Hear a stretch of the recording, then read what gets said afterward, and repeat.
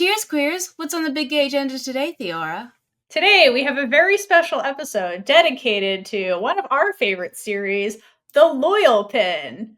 Woo! Woo! You all been wanting it. You knew Yes, it was coming, right? here it is. Oh, I hope you knew it was coming. We were like, what is this? If you're out there being like, what is this? Go on YouTube right now and go watch The Loyal Pin. What's going on, man? Go watch that. If you have And no then idea come what we're back. talking about, are you even in the Thai girl love scene? Right. Like, come on. Are you at the right channel / podcast? Did you just stumble upon this video? Did the YouTube algorithm work in our favor for once? Yeah. Anyway, regardless of why you're here, welcome. We hope you enjoy this. So, people have been asking us, like, or like, yay, we're excited for you guys to like get into the Loyal Pin, and like normally we do deep dive episodes, but that is not what this is going to be because we don't have time right now to jump into the Loyal Pin in a deep dive. It would literally take us 6 months to cover the Loyal Pin. And a ton of Thai girl love shows have come out that we really want to talk about and highlight. And just in case you've never seen it, to be like, go watch this because it's awesome. And The Loyal Pin is one of them. So this episode is mostly just going to be a what did we love about the series. And we're specifically going to talk about the series that was created by Idol Factory that stars FreenBecky, because we did deep dives, discussions about the novel. So this is literally just going to be about the series. We're not going to compare it to the novel. It's just about the series. So that's what we're going to do today. It's just an overview of what we loved. And we also asked you what you guys liked about it. And so we're going to talk about what we liked and then what everybody commented to us about what they liked. And that's what this episode is going to be. Yes. So thank you for sharing your thoughts too. Yes. Everybody did that either through Patreon or Discord or on social media. So make sure you're a part of our community in any way that you can. Not everybody can be a Patreon member. We totally get it. We love having all of our Chaos crew members. But also our Discord is totally free to join. Mm-hmm.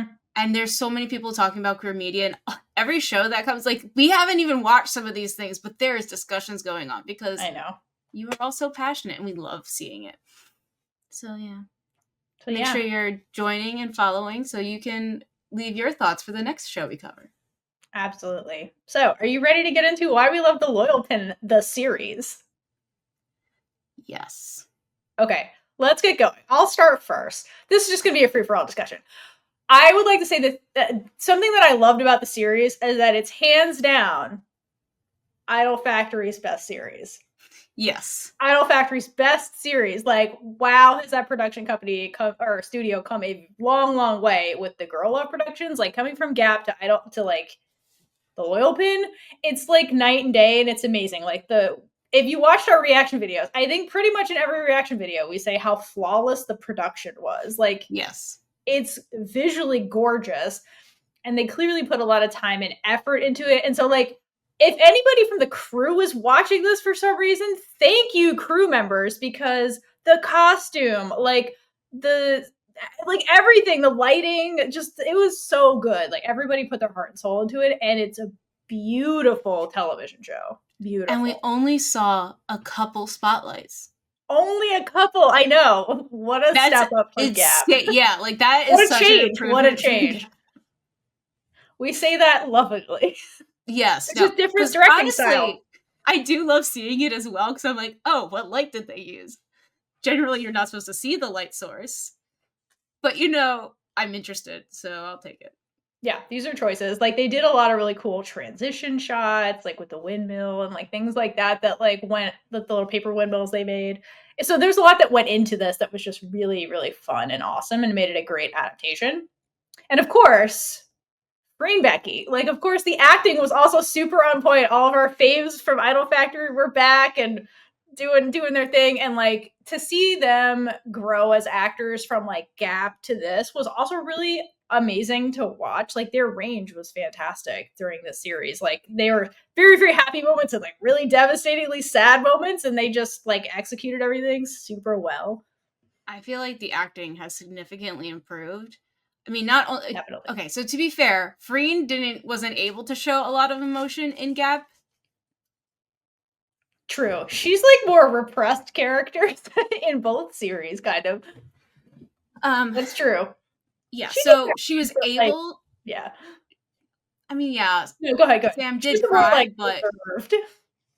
Yeah, Sam was more neutral face. Yeah. Where Pin is kind of like reserved, like protecting herself, but also just the way that the organization, okay, what are the words? I'm sorry. The way that the hierarchy is, basically. Yeah.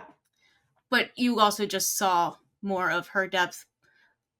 Oh my god, yeah. But especially Becky, because her acting has become way more natural as Yeah. well. Because you could kind of tell, it felt like she was kind of nervous in Gap.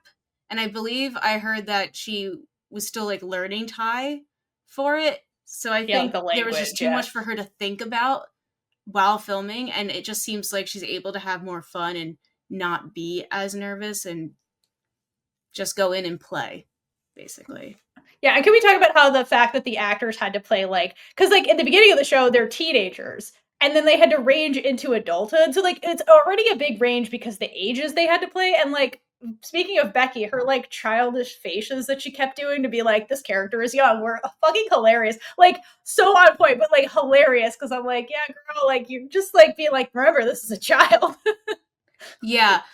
Okay, so I think in the reaction videos I also said this. I'm not a huge fan that they had them be the teens. Well, like the children, teens. Teens, yeah. The But children I understand they why did they have had child to. actors, we'll say Yeah. that, because they had children, but like Oh, Becky and Freen were I want to talk about teenagers. them Yeah. in a second. Oh, for sure. That's a different thing. Yeah. Yeah. But yeah, okay. So them having to play a lot younger than the later. I understand why they had to do that because the whole first book is that age group. Right. That age range. So they wouldn't have FreenBecky until what, 4 episodes in? Right. 3 Which like episodes in? what's happening? Yeah. And that would first of all, that would piss off everybody. Piss off everybody, sure. Yeah. But I have to say, Becky did do a great job because So going back and watching it, you could tell she's a little more bouncy. She's a lot more feisty when she's an adult because she's like so feisty. I got power over everybody. But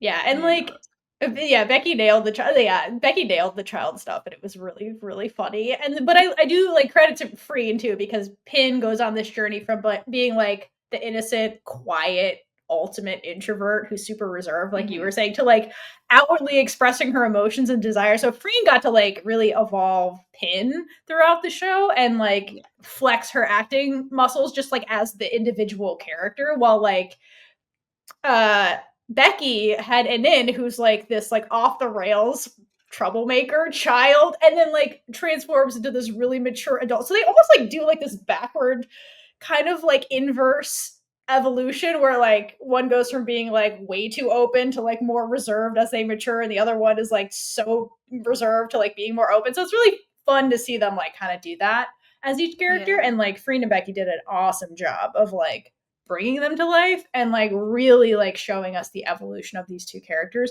over the course of like years. So like the show spans years. So they had to do a lot of evolving, and as actors they did a really great job. I gotta say, for Freen, being able to differentiate between the child, the teen, and the adult is more difficult because basically it was the shy, reserved, don't say anything. So it was harder for her to make choices like Becky did with the different facial expressions because that wasn't Pin. And then she had to take it from that to basically lusty jealousy. Oh my god. Which, by the way, everyone, whatever happened to Emma? Did Pin kill Emma? Like, whatever happened to, like, we never got a resolution of the show. Oh my gosh. Pin killed her off screen. They killed her off screen. Pin took care of business, so we never heard from Emma again, but that was the left off. R.I.P. Emma. R.I.P. Emma. Victim number 1 of Pin's irrational jealousy. Okay, so speaking of jealousy, like obviously FreenBecky nailed their chemistry, also sold the love story that was like really the center of this whole thing. So like again, and they had more, it was a much different range from like coming from Gap, because that's what we're most familiar with FreenBecky. And we know they've been in other stuff, like movies and stuff, but we haven't seen them yet. But like coming from Gap, like just sticking with Idol Factory, like they had to go from like the friends who were children into like this years long like type of relationship where they like basically knew each other as children, then were separated, then had to relearn who they are as adults. So it was different relationships that were just littered throughout this show of just them. And so they did a really good job of like really making each relationship as it kind of like formed and kind of like broke apart and formed, like really made it seem very real and authentic the way they played them as their characters, as the characters are different ages. So like just chef's kiss, well done. Like nobody else could have played these characters, like truly, like they owned it and like did an amazing job. I want to go off of what you're saying about authentic and saying like how the show is so authentic. I mean, obviously, yes. we do not know firsthand anything about the culture. We're learning as we go. But from what we see and know about the show, it's very much educating about the culture and the customs and the clothing. We got to learn so much through this show. Yeah, because unlike, it's not modern. It took place in the past, like not the super far back past, but like 1940s, 50s, 60s, depending on where you are in the story. So like it was a different period of time for Thailand. And yeah, I agree. And there's a whole Twitter account that was dedicated to like pointing out all like the cool traditional stuff. Even like the cars were like of the time, and like yeah, it was That's really impressive. it's always impressive when you can get a hold of like those kinds of cars. I'm like, it's somebody's job to like track down the right car of the right time, like, and all that kind of stuff. So they did an awesome job of like taking that famous house that's in every like Chow Planoy novel, the what we call the Bua Palace in all of our talks. Which in the show it's confusing because it was the main palace. Yeah, it's not. It's just the Bua Palace. It is the Bua Palace because it has the lotus pond like in real life. So in my brain, it is the Bua Palace because it means lotus pond or lotus palace. And so like they took that house that we've seen a million times, like in Gap and everything else, and like really like we're like no, this is what it would have looked like and felt like in this time period. So like yeah, like nailed it. I love watching all the cooking lessons and like the fun fact of like Freen was like the best one of doing all like the like crafty tasks, like the dumplings. Like Becky was like, I suck at this, and like Freen was really good at it, and like which is funny because like that's how the characters were. So it's funny that like the actors kind of took to it. Anyway, it was awesome. I just love that about it. It was very fun. Like, like period pieces can go awry if there's not a great attention to detail. So, like, again, to the crew, to the cast, like, good job of like sticking to the time period for which the show took place. Well done. I guess we can bring up now that part of the reason why the culture and customs were so accurate and portrayed in the show is a result from working with the Thai government. Yes. So the Thai, everybody knows this at this point, I'm pretty sure, but just in case, the Thai Ministry of Commerce signed a memorandum of understanding with Idol Factory to promote Thai goods and services internationally through the production of the Loyal Pin. And basically the partnership just aim to use the Loyal Pins the Loyal Pins platform. Yay, you said it. Woo! Thank you. I'm having trouble with words today. Hang in there. To highlight the culture, attire, and tourism to boost Thailand's cultural export image, so to entice people to come and as if we already weren't enticed enough. Okay, you know? yeah, like what I know, the hell, man. But awesome. I also learned, because we always said, oh, the budget, they had a bigger budget because they were working with the government. This was not actually money. So this was just an agreement to promote like Thailand's culture through the show. That's cool. I mean, they could have given them grants or money towards the production. It's just not publicly released. Yeah. So they could have helped with location access and all these That would other make things. sense. Or like, But yeah. it's not directly like they donated money to this production. It was more like, oh, we are in a agreement. Also, it's not contractually obligated either. I learned a lot about memorandums of understanding when doing this.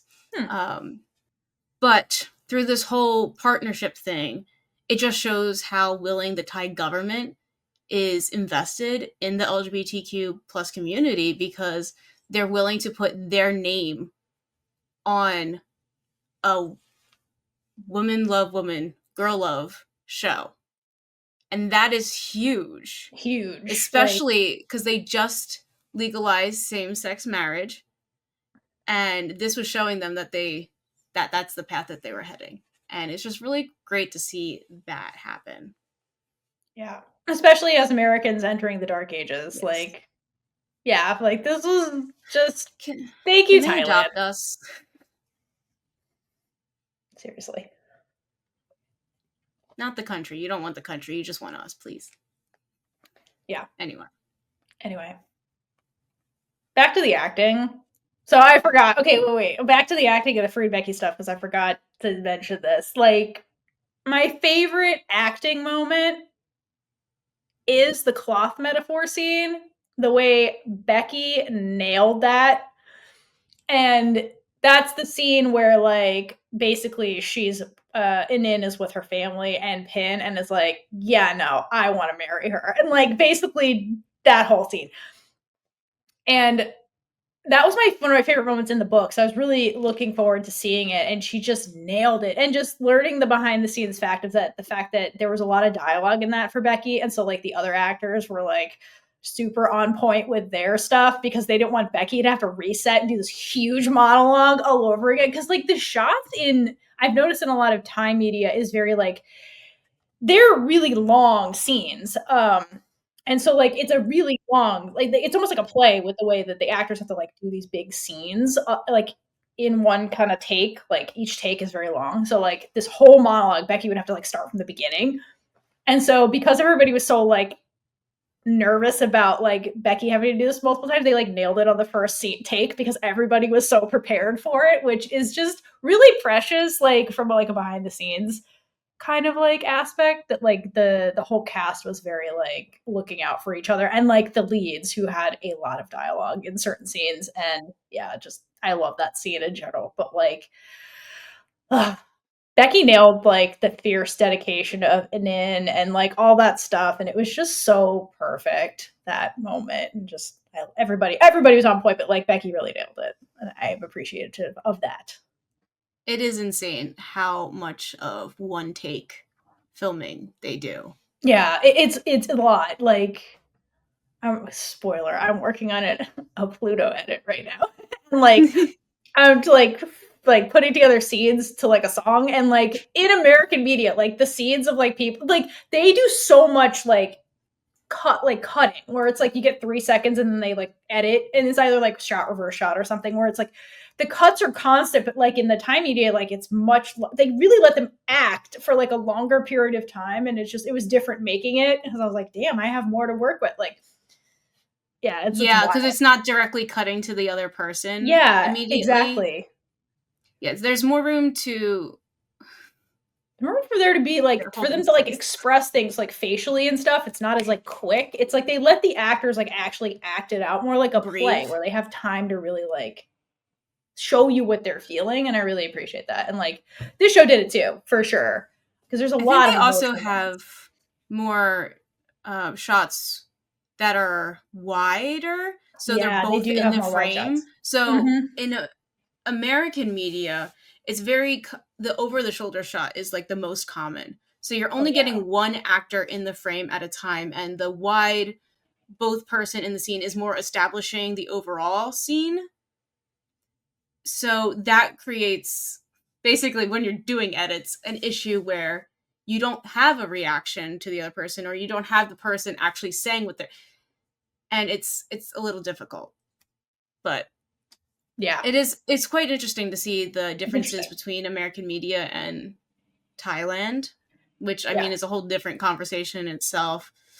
But yeah, like just like the directing style is different, and just like the way they let the actors really act things out, that's different. And I really appreciate it. I think it does help, especially in a period piece. It definitely makes sense to like, because like the emotions usually in period pieces are heavier or like like there's a lot more highs and lows, and like the Loyal Pin definitely had those moments, and they like really let the actors like show you the pain.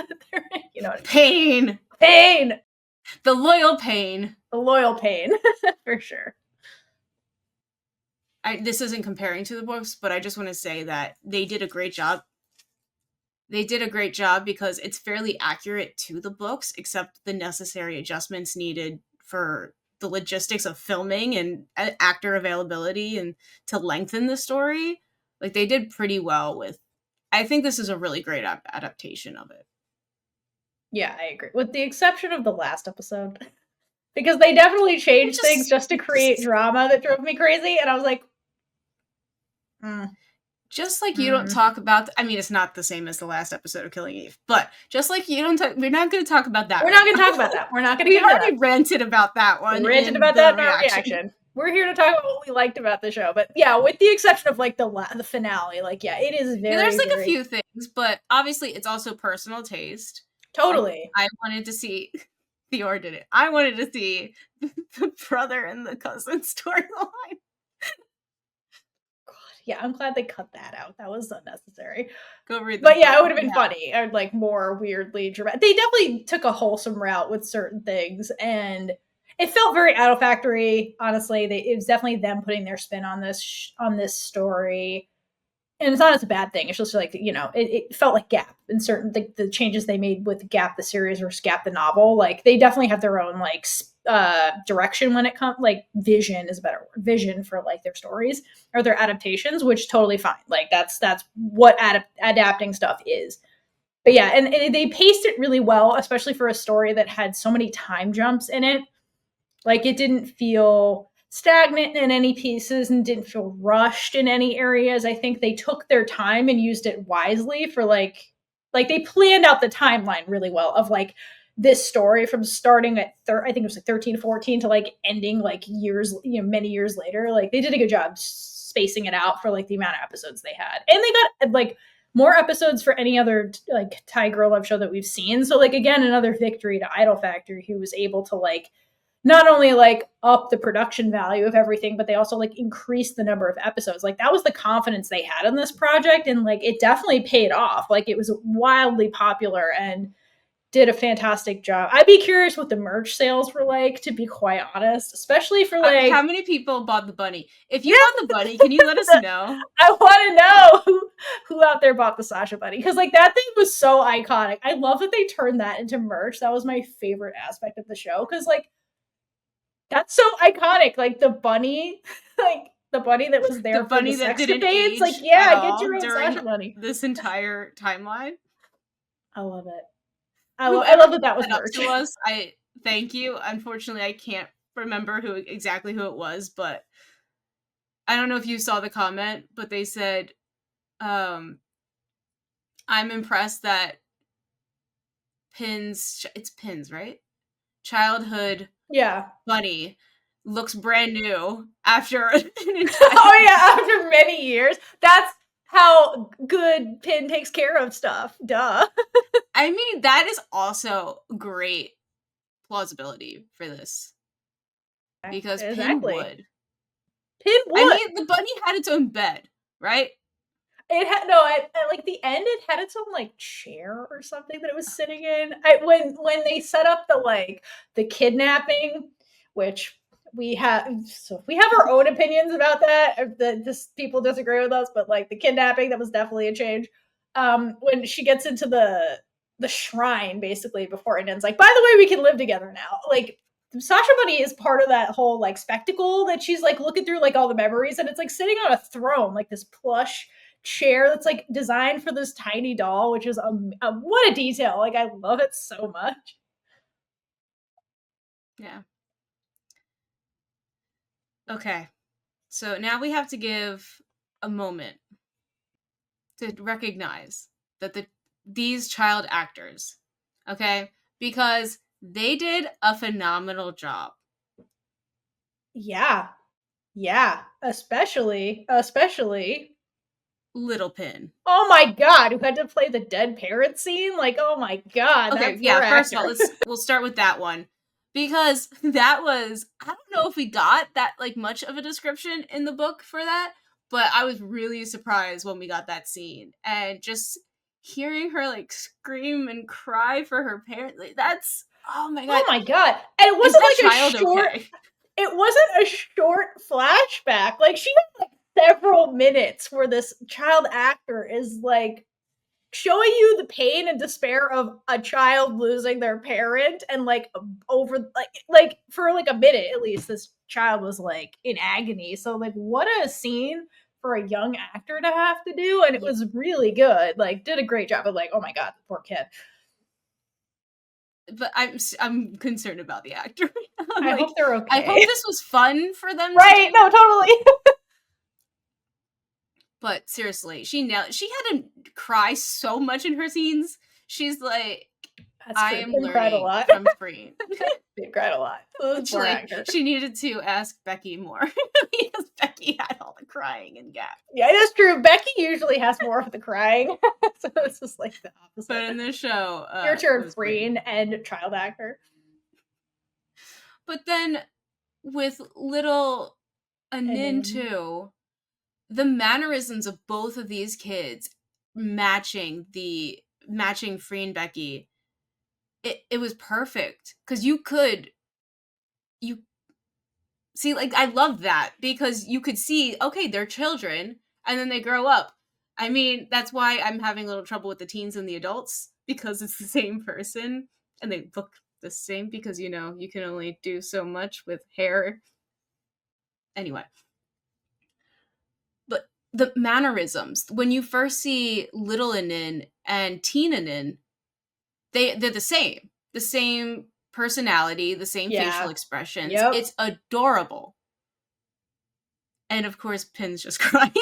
And Pin's just crying. Pin's just crying. But they, consistency. But yeah, like Amazing. again, that's like to your point. That's the challenge of like bringing to life the character that's more internal versus the external character.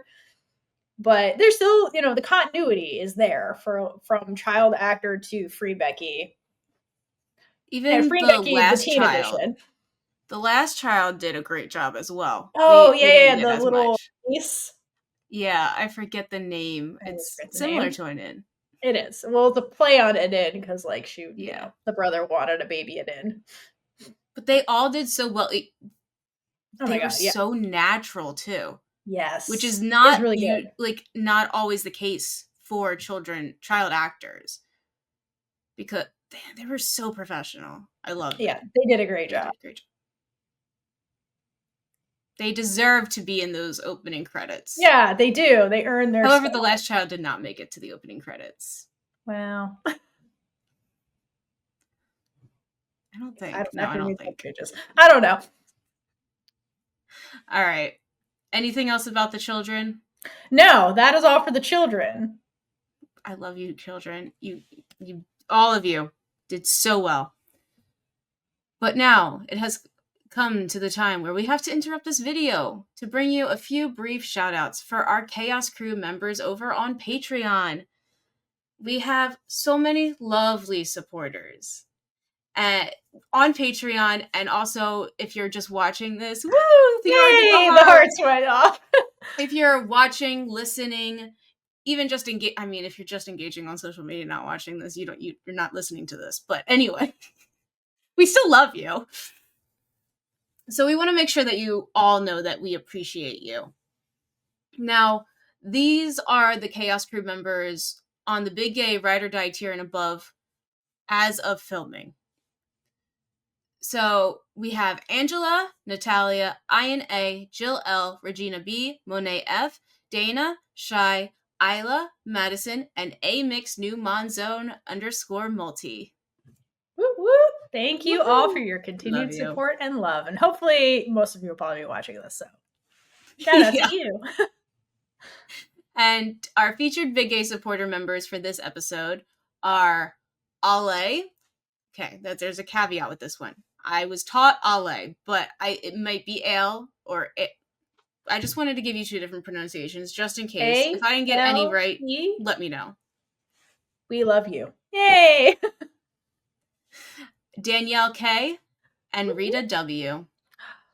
Thank you all again. All of you guys are also great. And like, again, to Kate, what Kaitlynn said, even if you're not on Patreon, we appreciate all your interaction and just supporting the, Girl Love Media, because it's a desert out there outside of Thailand. So thank you, Thailand, and everybody that's supporting the Thai media, because it's fantastic. Just you listening or watching, whether it's on Patreon or not, there are regular episodes. You are helping us spread the joy of queer content and Correct. allowing us to continue making it.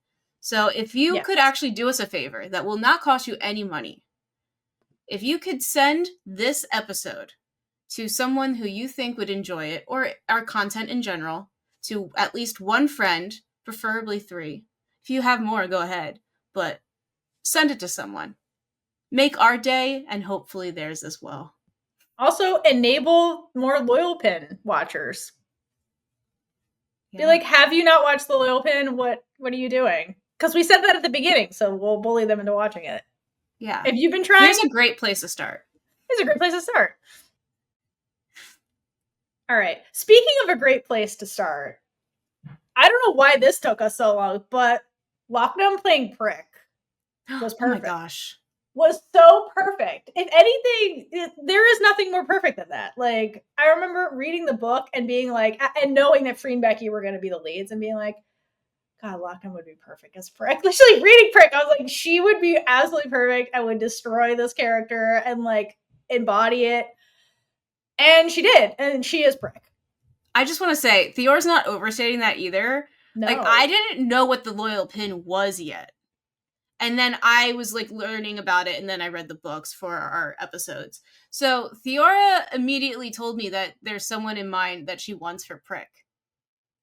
And I was like, oh, I know who Prick is. And then as soon as I told Theora, she was freaking out. So she always had Looknum in mind for She's Prick. Perfect. She's fucking perfect as Prick. Like the ultimate comic relief. Like Prick is so funny. It's so needed. The thing is, Looknum is not afraid to go for it. Yeah, no. Commit. Don't care about like what people think. Just committed. She's so committed to every single thing she does that it is amazing. Because I don't see Jim when I look at Prick. It's very different characters. Prick is Prick. Yeah, exactly. She just like is like her comedy is what a comedian. It's so funny. The facial expression. Oh my God.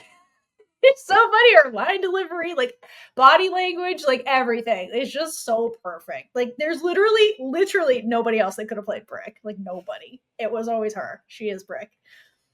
She is Prick. She is our Prick and will forever be our Prick. We are and loyal we'll always pricks. Be loyal pricks. I want to keep talking about her because I just love her. I love her so much. Do you have a favorite Prick moment though? Because I have one. That's my ultimate favorite. They're all great. Prick stealing food. I think classic. The rivalry between Prick and Pia in the beginning was quite funny. That was funny. That was funny. That was a great addition now that we look back. I will say, okay, so my favorite moment, because I wasn't expecting this, it was like the first big Prick moment, was the ghost scene in the beginning. Oh yeah, I was about to just bring that up. The so ghost scene is so perfect. It's like it's in like, I forget if it's the first episode or second episode. It's the first episode. It was the first episode. Okay. I just couldn't remember. It was because it's like teenage and then teenage Prick. Just there was, if you ever needed a scene to encapsulate their friendship, it's that scene where like Pin is just walking and then these morons come over and like trying to scare people on the property and they're dressed up like ghosts and shit. And then, oh my God, it was so funny. Like they're ridiculous.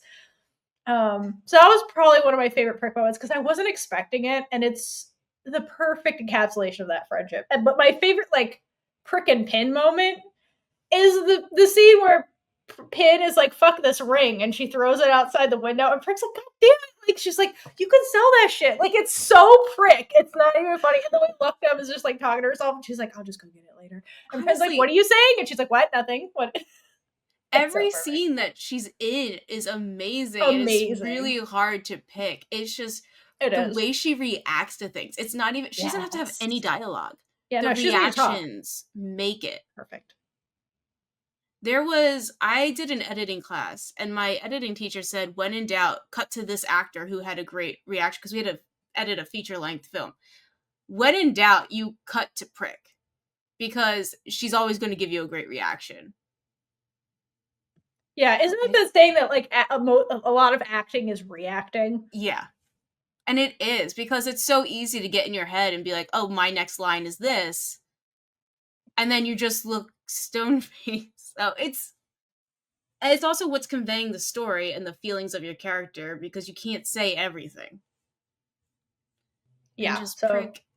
If we could give you an award, ma'am. Hold on, I got one. I would. Okay. Prick in the car telling off the brother. Oh, yeah, that's great. I love her audacity. Matches Anin's audacity. That's why I love their friendship is so funny. I love her. Unfortunately, we literally could have a whole podcast just about Lockdown, but we will move on to our next point. She's perfect. That was perfect. But my MVP for the show is Pia, though. Because I didn't know what to think about Pia at the beginning.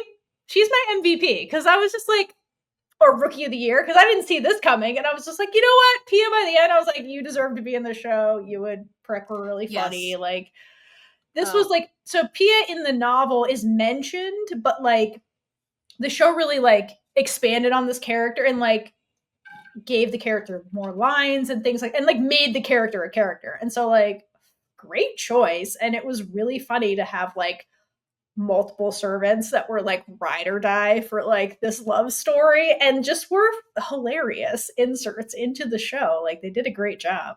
I did enjoy it. Also gave Prick something else. Like, yeah, it gave Prick more of a buddy, like a buddy cop situation between those two. Started out as like enemies to best friends. Like, that was their arc, which like they had an arc. Like, I didn't expect that. Like, it was great. Yeah, so I'm like, it gives more of the character depth to Prick. Exactly. Prick was just kind of like the right hand, the sidekick in the book, but we got to see more and really flesh out Prick in the show, and it's just really cool to see. And yeah, if you go and watch our reaction videos, we were not happy Pia was there. No, because we thought Prick would get overshadowed, but no, but seeing them work together and play off each other, it was so funny. A great pair. Mm-hmm. That was a really good pairing. That was really funny. I think it was the scene when they're packing up and they're like both riffing off each other. It was yeah. That was great. I was like, please, more of this, because this is amazing and really entertaining. Just these two. I'm not a fan of jealousy, so I liked it more when they were playfully pissing each other off and like messing with each other. Once they got into that phase of their relationship, I think I definitely became more a fan of Pia. But also, the two of these Pin and Nin needed more people in their corner, and just having the two of them was great. Like, also you know what?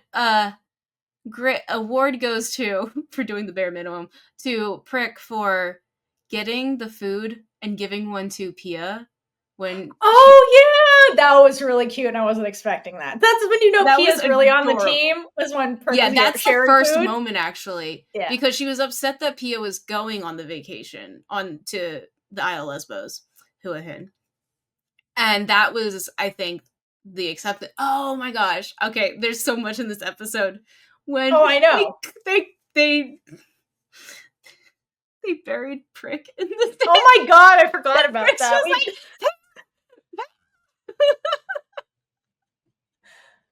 Okay, but also in the Isle of Lesbos, when like and Nan and Pin are like making out, and Pia is like can see them, and it's like ladies, like, and it's like, can you stop doing this? People are watching you, and they're like, haha, Pia, and it's like, girl, like, if you're gonna rope her into your corner, listen to her when she's telling you something. She's like, someone's coming. I don't care. It's like, why am I here? Right. That was also really funny. And it's like, ladies, I understand this is the Isle of Lesbos, but this is the 1950s. That might have been one of the best episodes, actually. That was because it was consistent. That was the beginning to the end of great moments. Yeah. We'll get into one of my favorite moments ever is from that episode. There's a lot of good ones. I'll get into that in a second. But I want to go back to the 1950s. So, other thing that I really love about the Loyal Pin, the story and the series is that like this is at its core, it's a love story between two women in the 1950s where they have a happy ending. Mm-hmm. Like they get to live in the end, they get to have a married life. It's unofficial, but it's married with their adopted daughter.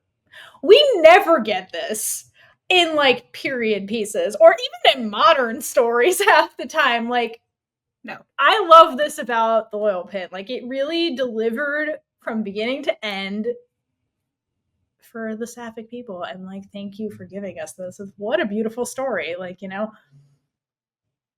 Yeah, definitely. No, I love that we got to see the future, which is a constant between the book and the show. Just seeing how they basically adopt their niece. It's adorable. It's such a cute little family. It is. I will say though, in the book, not to do a comparison, I was hoping they would put this in there, but in the book, like the little girl refers to Pin as mom. Like she actually calls them like mom and stuff, and like mom and dad. So like it really was like they were married with this adopted child. This is basically how it ends. And like that child wakes up, sneaks out, and goes to see Mama Pin. Like, yeah, like literally thinks of them as like her parents. So like again, to have this story as a period piece with that ending, like, is something is one of the reasons I love the story, because I never saw that coming and was like, wow, really? This is how it's ending? Like it's incredible. Like, what a story. Like, thank you, Mama. And Idol Factory. Okay, and then before we get into favorite scenes, I just want to shout out to whoever came up with the really clever transitions between scenes, like, and the symbolism behind some of these transitions. I'm not sure if this was the screenwriter or if this was like a directing choice, but like the way they kept using the pinwheel, like the little blue pinwheel, as like a scene transition, and they would use like the movement or lack of movement of the pinwheel to like give you a visual indicator of like Nin and Pin's relationship. And it was consistent throughout the series, because like the pinwheel was like this big moment when they were kids, and like they carried it through. So whoever's choice that was, like, brilliant. And it added more to the show. Like, it was a great choice. I love that. They were very clever with how they, like, again, told the story in a visual adaptation. Like, that's one of the things that I really like, that they were just like, hey, let's give you this, like, because otherwise you're just like, what is this transition? Like, but it's like, it meant something. So it was really clever, and I liked that a lot. It was. I mean, story-wise, they really were killing it. I don't know if they worked on it longer, if it was just more seasoned people. Whatever the case was that upped the scale of this production, they did a great job. Yeah, it was excellent. All right, and speaking of excellent, so favorite scenes. Do you have a favorite scene? Do you want me to start with favorite scenes? I have a couple of favorite scenes that I want to talk about. Yeah, so I feel like we kind of talked about mine. Going like, what was it? I don't actually know. I just like all the prick ones or the best. But every scene with that's the issue. That was my favorite scene. But I always remember one of the ones that you say. But the tennis scene. But I think one of my favorite parts of the show was the expansion of the Pad and Im story. Oh my god, yes. That was multiple scenes, but yeah. I was really happy to put that in there because again, it's really easy to look at characters and be like, wow, what a villain. But then it's like, okay, but why is Auntie Pad the way that she is? Why does she make these decisions? Why is she so overprotective? Like, and that really added a lot to this character that, like, again, you're not focused on her because the story is really about Pin and Anin, but it's like she's impacting Pin's life. And so I'm glad they gave her the opportunity to be like, this is why her past is like the way that it is. This is why she's acting this way towards Pin. And they're more similar than you think. And also, like, it gives you a glimpse of, like, again, period piece. So you're going back in time further to be like, okay, like, if Anin and Pin's story was in when Auntie Pad was a kid in that time period, how would have this played out? You know, like, it made me think along those lines too. Like, it would have been harder for them to do what they did. And what they already were doing was really difficult. So, And I believe it was only a bonus chapter in the book. yeah. So this was so not, yeah. Yeah. But it's like hinted at a bunch of times, and you just Mhm. you're like, why is she playing with this ring? Like, Mama keeps writing it, so it must be important. And then, like, Mama's like, here's why. So, like, Idol Factor is like, okay, cool. And they just, like, put it in the show to, like, make it linear. Yeah, I'm just saying, like, they didn't have to do that. And it just, Yeah. I'm really glad that they did. They made it less sad, though. And I They did. just gotta end it. No, it was a great segue. You needed to see more of Pad's story to be able to understand why she is being like that. I mean, at some places it is still kind of hard to understand because she did feel the same way as Pin, but she also knows the repercussions of it too. There's a lot going on, and it just gives you more insight into what she's thinking. And it made it gayer. So thanks, Idol Factory. Yes. I knew you We would will do take it. I any- knew you would do it. I didn't doubt you for a second to be like, more gay stuff? Yes, absolutely. Here you go. Theora had all the faith. All the faith in them. Okay, so I have a couple of favorite scenes. I'll go chronologically. So when they were children, I really love the Loy Krathong, if I'm saying that wrong, I apologize.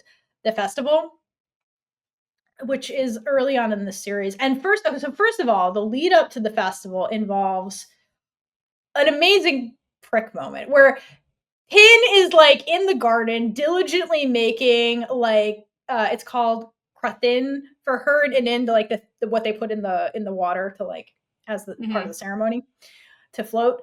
Meanwhile, like, so Pin is like the diligent one putting this thing together that they're gonna use in the festival. Meanwhile, Anin is playing like army soldiers with Prick, and the scene is just hilarious because they're just like running in and out of windows, like, and like the way they're like playing with each other and like playing soldier is so funny. Like, these ridiculous humans, and like again, the acting was hilarious in this scene. The game with the little things that they were shooting off, right? Yeah, off of the like. Yeah, and I love that it came back later. With the niece, they did it. Yeah, Later. it's just like a game they play. Like, yeah. It's so fucking funny. But like again, the whole scene between Anin and Prick is just like it encapsulates again the beauty of their relationship and how like they really were friends at the end of the day. And so then yeah, and so to continue with this, like this is all taking place, like this army soldier game and like the festival is taking place right before Anin goes abroad. So there's like this lingering sadness happening because like Anin's gonna leave Prick and Pin. And so there's that kind of brewing in the background. So when Pin and Anin, basically they have to like sneak out of the palace to go participate in the festival in like the greater city area. And Pin, who like never breaks a rule, like basically is breaking rules to go do this, and she's just so excited to like sneak out and attend with Anin that she like for the beginning of the festival, she's very like animated and like glowing and like alive, which is like Anin's impact on Pin. Like she brings Pin to life, which is really really sweet. And Pin is doing this thing as a child, and she doesn't realize that like by rebelling and like going to this festival, she was like, it's one of the first times she gives into like her own desires and not like what her aunt tells her to want. So it's a very liberating moment for Pin that like Anin gives her. So like again, like at a young age, they still have this like complementarily impact on each other, and it's like it really was well done in this scene where they're like in the festival. But unfortunately, like as they get deeper into the festival, Pin thinks she sees one of Auntie Pad's friends, so then they have to like get out of there, and like she starts panicking, so Anin takes control of the situation and like diverts them to like this more secluded area, because like Anin always has this instinct to like protect Pin. Like Anin knows she's privileged, but like uses the privilege to protect Pin a lot of the time, which is something that I do appreciate about her. So then we get to like my favorite scene where they're like in this secluded kind of area by a lake, and it's just the two of them on this little dock, and like Pin is pretty insecure now because she feels like she ruined the festival for Anin, because she's like, now we're in this like, you know, lesser body of water, like we were gonna go to like the big river and like make the big like offering, but Anin says like, well, as long as I'm with you, any place is good for me. So it's like, again, the cuteness already, like the dedication that's already there as children is so cute, so cute, and I love it. And again, from the very beginning. From the beginning, and again, this is on the cusp of like Anin leaving, so it's like even more significant that they're having this like private moment together rather than like being in a big crowd. And so in this conversation, Anin admits that like she wants to cherish every moment with Pin before she leaves, and then Anin starts getting teary-eyed, like she's about to cry, and like this is the part of the scene that I really love, because this is one of the first times that Pin witnesses how much she means to Anin, because like, yeah, they've been friends, but like Anin is set up in the story as the girl that has everything, and she's the girl that's always smiling. She's the girl that's never sad. So like for Pin to like know that and then see Anin getting sad over her is like huge. Like that I think is a like a shifting moment, and just depicted by like one character getting really sad. So I think it's really important that Pin got a glimpse of this at a young age, to like, it really sets up their entire relationship just from this little scene that they're having on the dock. And this is also the moment where Anin's like, I will write to you every day, I promise. And like does for years. Does not break that promise. Never breaks the promise ever. Except and then go. When she's about to come home and surprise. Yeah, when she lied. Yeah. And Pin was pissed, which was funny.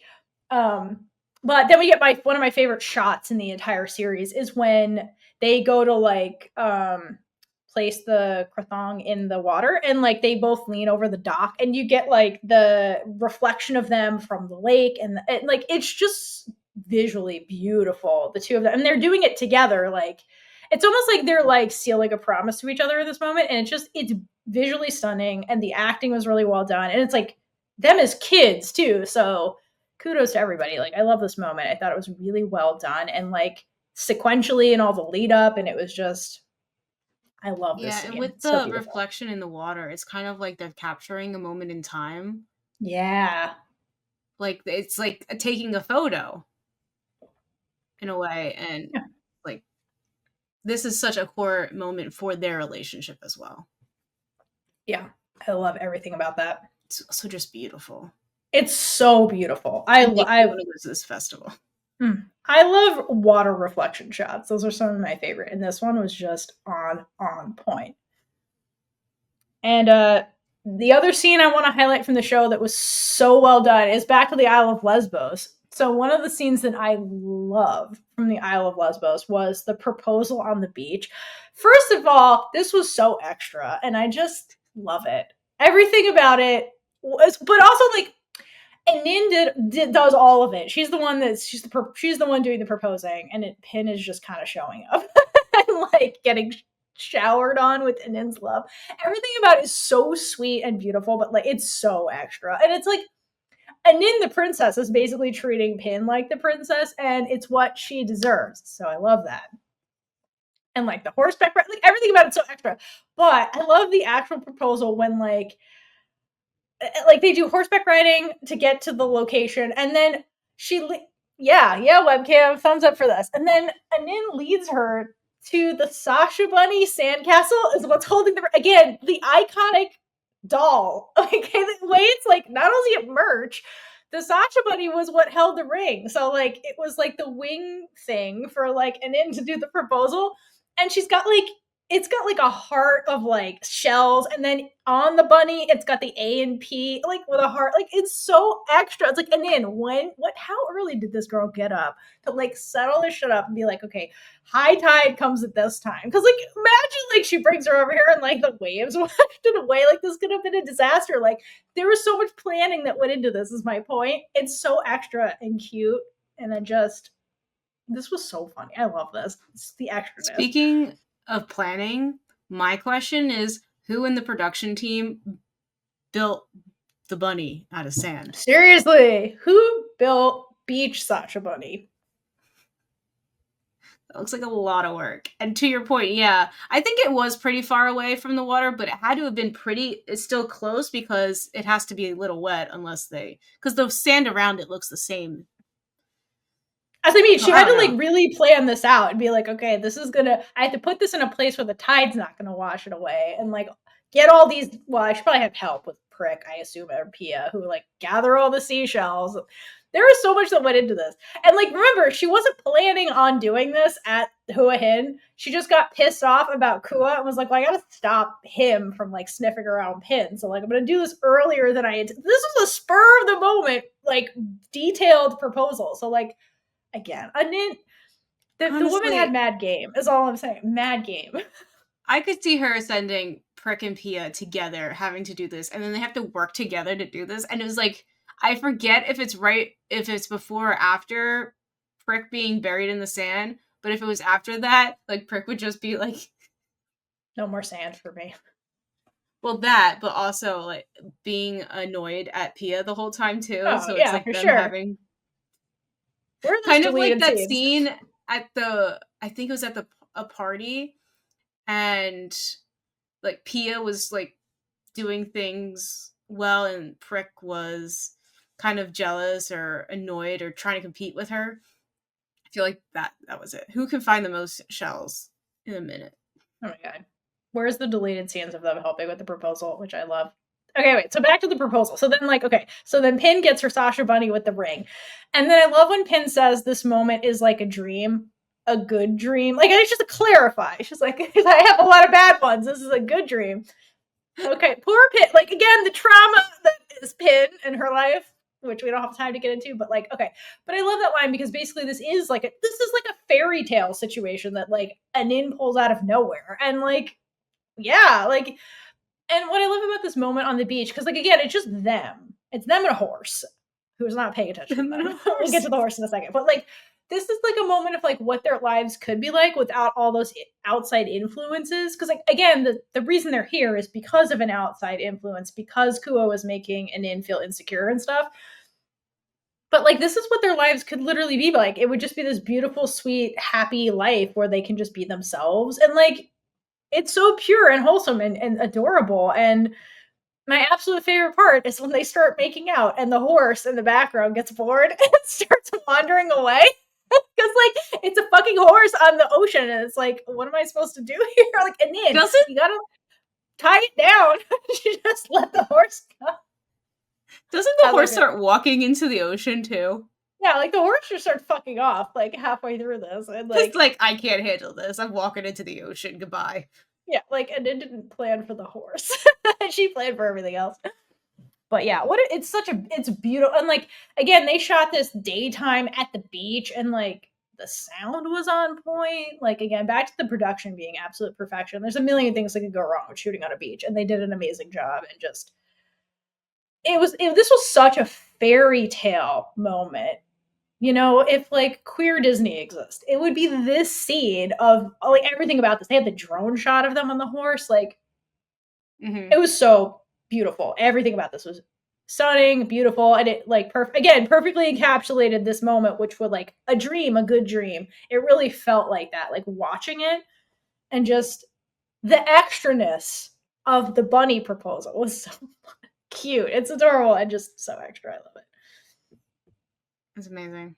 It's amazing. And then I do like that we get the parallel like proposal scene from Pin where it's like they're at Chow Yun-fa's place and they're all in like the traditional garb, and like this is when Auntie Pad catches them or whatever, but like they had their own private moment. That was also really beautiful too, like Pin's. This one was just really extra and just fairy tale like that I really It's enjoyed. a nin. What do you expect? Exactly. I guess the last scene that I'll bring up is, again, another Prick scene.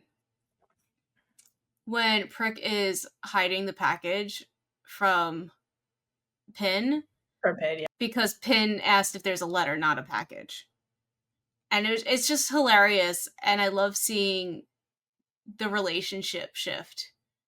Because Prick has to be there for Pin now.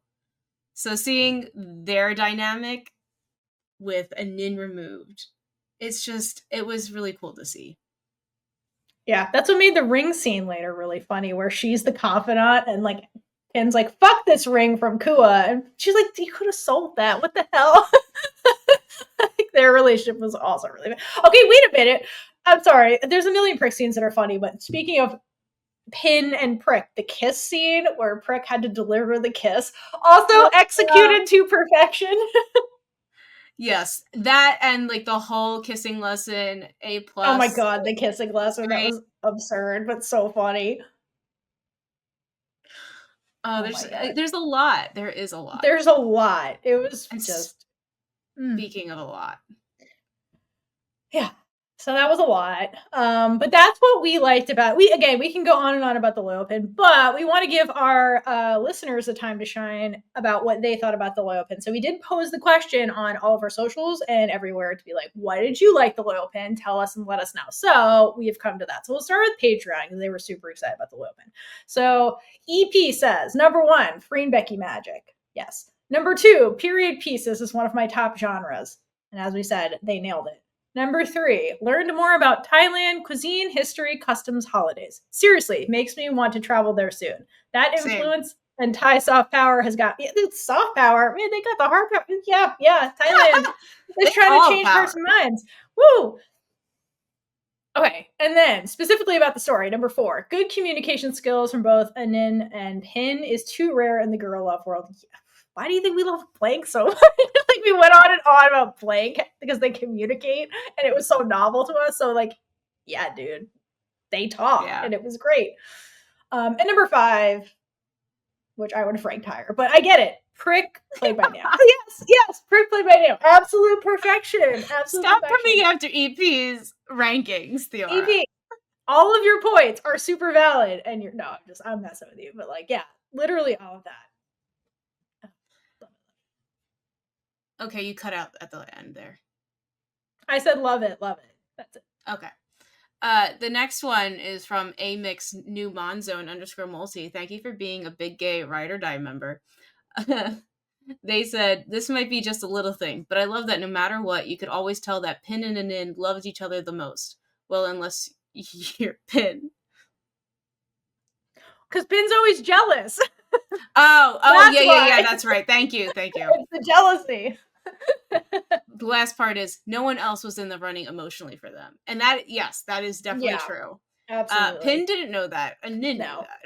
Pin was insecure. So like, that happens. Sometimes people are insecure, I also mean like Pin didn't even know that Anin was in the running for.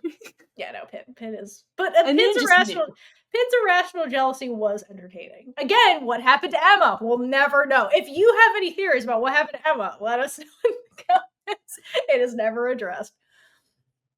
Okay. Cassie Mirror. Let's get into this. So, there's 3 points here. So, number 1, it is the most beautifully filmed show. Check, yes. With set design that rivals most TV productions, not just from Thailand. Yes. This is a beautifully well-done TV show. Totally agree. 2, the acting is for the most part superb. I was sure that FreenBecky could deliver. The real surprise are the vast number of supporting characters. Of course, Lakdam as Prick, Charm as Pat, Om as Prince Anan. But the real stunner for me was Sonjet as Lady Yangfa, yes, whom I previously only known from My Marvelous Dream Is You, same, and those 2 roles were like night and day. She she made what was supposed to be a rival to Lady Pin thoroughly enjoyable and relatable. Yes, let's talk about that character for a second. That character had a whole arc that was like a redemption arc that was wild. Like, again, the side characters got to breathe in this show, which, like, I didn't see coming. 16 episodes instead of. Yeah, seriously, the nature of having more time to let your side characters be actual 3-dimensional characters. Like, yeah. She went on a journey and, like, was freed from her, like, horrible male love interest. Like, I forget the actor's name, Kirk, but, like, please why is he always the villain? Be happy. I just love that he's Kirk to us. He's Kirk from Gap. I forget his actual name. I apologize, sir. But, like, you're always the man meddling with the women. Like, that was his character in My Marvelous Dream in You. Also, he's always like, he got it worse in this show, though. He was gross in this show. His character was awful. Which means he's amazing, but yes, I just feel bad that these are the characters. Literally, let him be happy. May you be happy in your next production, sir. We hope so. But yeah, that was a really good point. Like, yeah, the characters were all really excellent and really fleshed out, which was great. And number 3, the setting in 1950s Thailand, giving gay Anna and the King vibes. Ooh, yeah, definitely did. Which is a play and movies.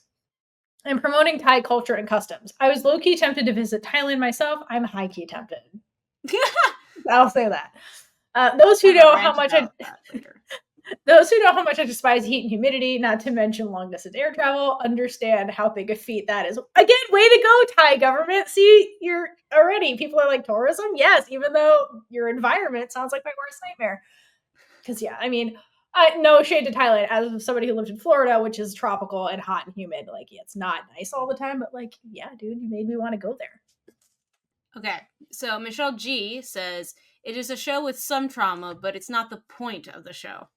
The point is they love each other and they get their happily ever after. I love a show with a great ending and that I don't have to skip too much angst on the rewatch. Yeah, that's so valid. You're right. The trauma is not the point, which is also except novel. When they try to traumatize the character more. But yeah, anyway. Except some changes that were designed to traumatize people. But anyway, like, overall, it's not the point. I agree with that. All right, Kaitlynn. I loved it because it was the best made girl I've ever watched in terms of production and cinematography, acting, etc. Yes, it's a great show, even without comparing it to Only Girl Loves. Yeah, overall, it's a very solid show. Like, we totally agree. Also love that for once there was no toxicity. Also, yes. Their relationship was well paced. Enough time was spent on it to be able to understand both the characters' motives. Yeah, absolutely. Totally agree with that. Again, like, it could be the power of having 16 episodes versus like 6 or 8. Like, some shows like struggled to tell their stories, understandably so. But I feel like they did like a good job of like giving point of view to like Anin and Pin in the show, so that you did understand like where they were both coming from, like when they were or when they weren't really on the same page sometimes. So they really do that with all the characters, though. Totally, in some way, except the absent father. Yeah, he was like the MacGuffin a little bit, which is like he's a plot device more than a person. So I agree with that. And also like middle brother. Oh yeah, middle brother. Middle brother had no story. He had no personality, but like he in the book, like he doesn't have a lot of a role. As the oldest brother, like Prince Anin had more of a role, but like yeah, they were like there, but everybody else had like adequate screen time for you to like understand their motivations, like Kaitlynn was saying. Yeah. Raina W says, I love the Loyal Pin because I got to see a love story that sprawled years. I love learning some Thai traditions. With each episode, I was taken about great the storytelling was. It wasn't just about lines being spoken, but all how certain scenes were directed and the costumes. Also equally floored with how great Freen and Becky's performances were. They really immersed themselves in these roles. That is true. 100%. Yeah. Oh, so good. All right, thank you, Patreon. Now we're gonna shoot on over to YouTube. We had one comment there. So this is Ad8078. Obsessed with this show! Exclamation point. The cinematography, acting, dialogue, and music. Oh yeah, the music. Yeah, I forgot about that. Oh yeah. The jazz. I can't The jazz. The jazz is a choice. Let us all appreciate the jazz. That was a choice. I'm traumatized by jazz music now because of the. I'm like, when's it gonna get sexy? Thanks, Logan. Anyway, yeah, music. Thanks, you too. All right, to continue with this comment. I love the 1950s setting, but the best part is the romance between Inin and Pin. FreenBecky absolutely nailed playing a couple that's madly in love, but still healthy and communicative. Yes. We actually get to see them just vibe and be in love more than most girl love couples. Their dynamic is so fun and their personalities are super distinct. And Nin is my fave, maybe one of my fave characters ever. Yes, may we all find an Nin in our lives. That speech she gives comparing her love for Pin to the gold and silver thread fabric was iconic. Yes, it was. And when Pin tells Anin's dad that even though Anin seems strong, she's scared and doesn't want to leave her family, it shows how deeply Pin knows her and how she's willing to fight for her too. There are too many great scenes to count. Yes to all of that. Oh yeah, Pin standing up to the dad. Mm-hmm. Wow. Like, again, for Pin to even like think to do that was like, young Pin would never even think that thought. So like for older Pin to get into that scenario and like go through with it was humongous. She wouldn't even say that to Pat. That's what I mean. Like, I think Pin is the type of person who, like, if she had that thought, would chastise herself for having the thought, let alone doing it. So like, yeah, that was a huge scene. Over on Twitter, Zebby2334 says, I loved how they allowed Anin and Pin to blossom and grow into a healthy relationship where they actually communicated, worked through problems without unwarranted drama and toxicity, except jealousy. Freen and Becky's chemistry, connection, and trust in each other shows through in the performances. And I should say that I added the except jealousy part. Which isn't toxic. Like, it wasn't toxic the way they did it. It was just like, Pin had a feeling and was feeling the feeling and being irrational because of the feeling. But yeah, they didn't do toxic shit to each other. I will say that. Because, like, yeah. In Gap, there was toxic shit happening in the beginning of their relationship. Let us not forget that. Like, that was a thing that was happening. And it turned into a beautiful relationship. But there was toxic behavior. But, like, they're not toxic towards each other. Which, again, like, it shows that it's possible to have a drama without it being toxic just to create drama. Like, a lot of, like, dramas, just, like, in general, this is not specific to any region of the world. Like, a lot of times they're just like, oh, how do we make this interesting? Let the characters do horrible shit to each other to make it interesting, to create, like, like, the L word would do that shit. And they're like, this is too happy. Let's, like, let them cheat on each other or, like, stab each other in the back just because. Like, that'll create drama. It's like, do we need to be doing this? Like, if the story is, like, well thought out and, like, there's a situation they're in, you can make the situation bad, but, like, you don't have to make your characters toxic towards each other. So, like, yeah, that's a really good point. I'm glad everybody keeps mentioning that. That is unique to the show. That's really great. Lana Storm brought that up in our interview, that a lot of shows are like, oh, I'm toxic, you're toxic to me, so I'll just be toxic to you. And then that's okay. Yeah. If you don't know who Lana Storm is the screenwriter who adapted Blank the novel to Blank the series. So has worked in this area. And yeah, like, I totally agree. And, like, some people find that entertaining. That's why, like, reality shows are entertaining to people, because it's people being toxic to each other. Like, ooh, ha, ha, ha. But, like, if we're script writing shit, like, can we not? So thank you, Loyal Pin, for being the template for not doing that. All right, and our last comment from Twitter is Auditory Disturb 1. The Loyal Pin is an immaculate representation of two women in love who had to fight for the simple right to love each other. The entire production and the soft power is amazing, paired with all the performances and music. It's just an amazing experience. So proud of FreenBecky. Like, yeah. Like, really, it's a simple message at the end of the day. They were just fighting to be happy, and that was, like, that first line. Yeah. That's perfect. Because that really boils it down to what this is. Yeah, absolutely. So thank you for that contribution. Like, I totally agree. So, All right. Well, those were all the comments we got about why people love the Loyal Pin. Please comment below this episode or hit us up on all our social medias and let us know why you love the Loyal Pin. It's been a few months now. We've had time to watch, rewatch, sit with it. So, like, you know, why did you love the show? Why do you still love it? And let us know, because, you know, we're always happy to talk about it. This was an incredible, incredible TV show, period, as some people have pointed out. So, like, keep watching, rewatching. It's a beautiful story. I'm glad it exists. Thank you to Idol Factory. Thank you to everybody that worked on this. Thank you to Monma for writing the novels. Yeah. Two of them. She kept it going, you know? Like, thank you for that. Giving us, because, like, again, if that first book ended and there was no more Loyal Pin, I would, oh my God, Monma. Oh my God. So thank you for finishing the Loyal Pin and giving us the source material. This was a great story. Yeah. Any final words, Kaitlynn? No, we've said so many words. Yeah. And did you ever learn the theme song? Oh, no, I didn't. But I got the last note. I can sing it. Go for it. Can you do it now? Oh, no. Sing us out. Person singing with me. Damn it. I actually do not know how high it is, but I know I can hit it.